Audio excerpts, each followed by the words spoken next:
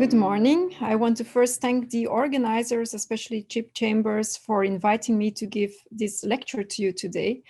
And my topic is to give you an overview of Belgian ADA2 deficient patients, and more specifically, the task at stake is actually to tell you something new about ADA2 deficiency. I want to thank also all the people who are involved and the physicians who contributed patients to this survey.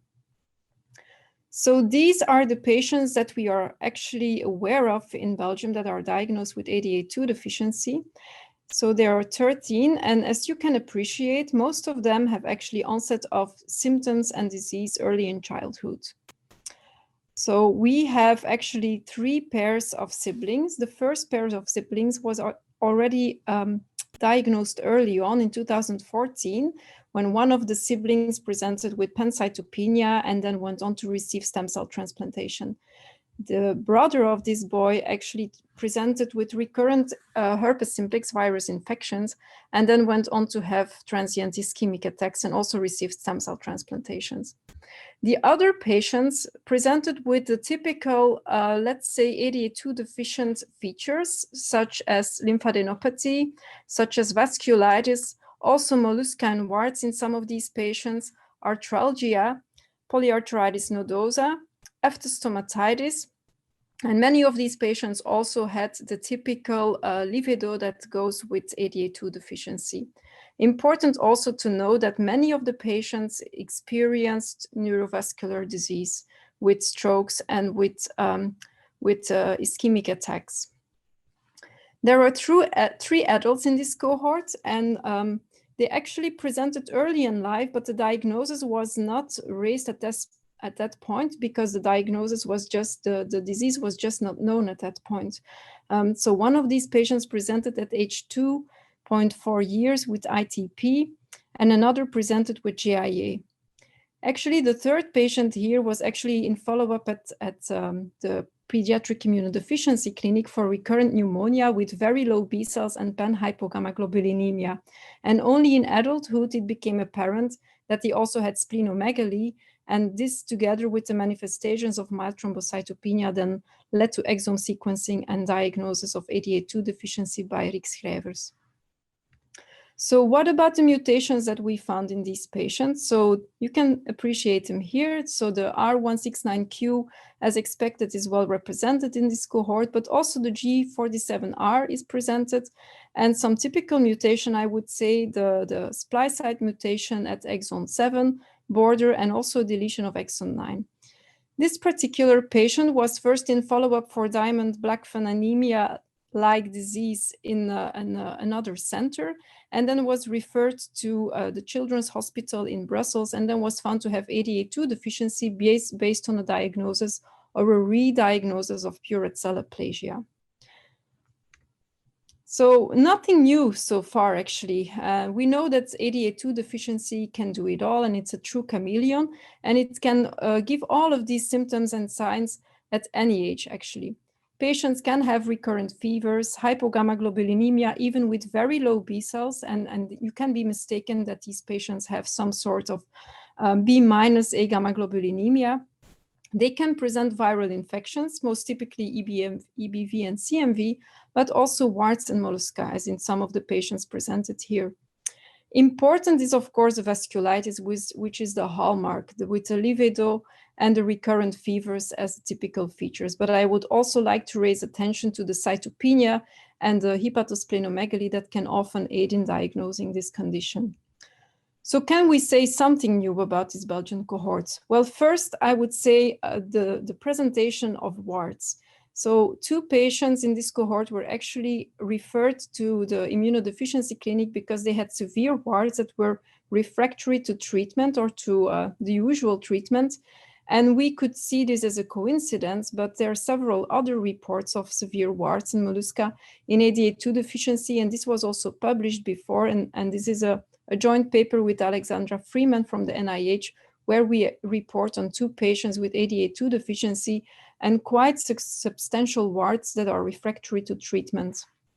So is this a coincidence, or is there a pathophysiological link to ADA2 deficiency that is to be entangled thus far?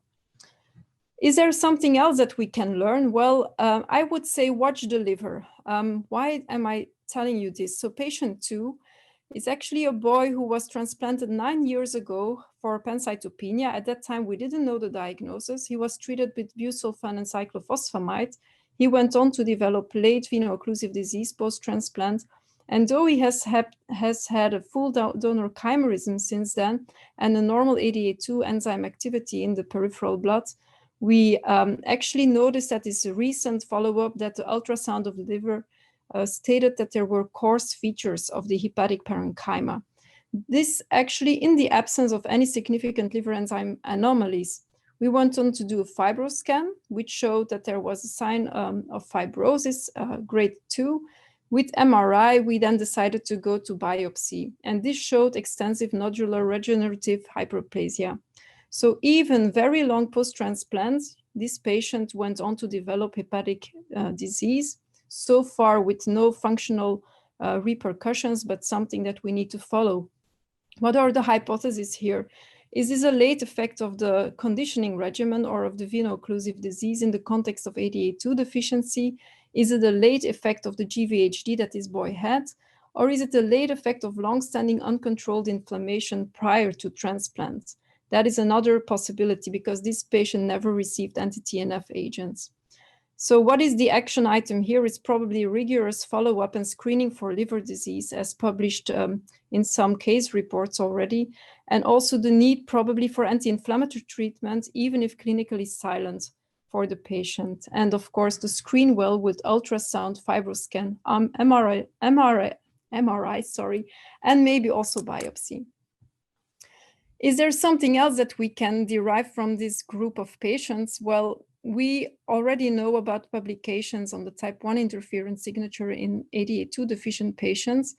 And what I am showing you here is actually the interference score that we derived as published by Yannick Rowe's group, and where we can see that actually these are two pairs of siblings, so they have the same mutation, but intriguingly, prior to the onset of any treatment, you can see that actually the child that was symptomatic here in this pair of siblings and here in this pair of siblings is actually the child with the highest interference score. So maybe we can indeed think of using it as a sort of a biomarker for active disease in ADA2 deficiency. Even in patients with the same mutation, it may be telling us something.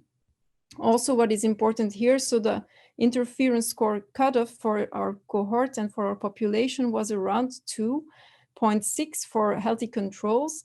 And actually, the high levels you can see here is actually they're in the range of the true type 1 interferon diseases. So this is actually quite intriguing that and needs more follow-up data, but it can tell us something about the biomarker value of type 1 interferon signature.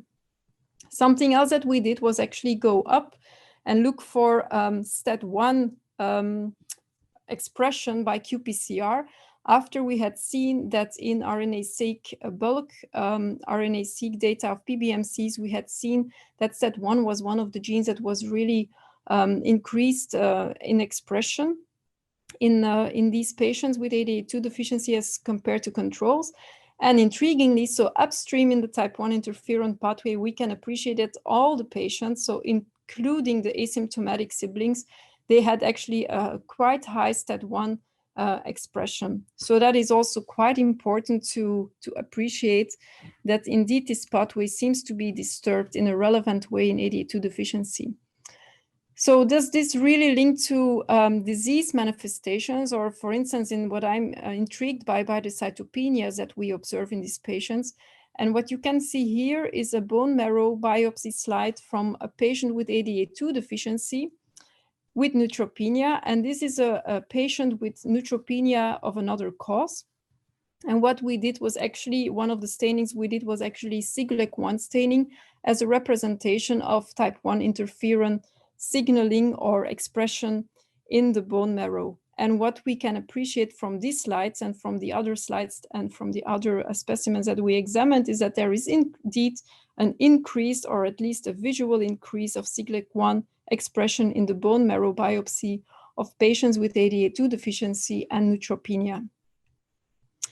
So also something interesting that we derived when we looked at the bone marrow findings of these patients with cytopenia is the predominant central monocytosis that we appreciated in these patients. And also, as already published, and as you know, the lymphoid aggregates that were most commonly made up by CD8 T cells that were highly activated. And in some of these samples, we could also see erythrophagocytosis.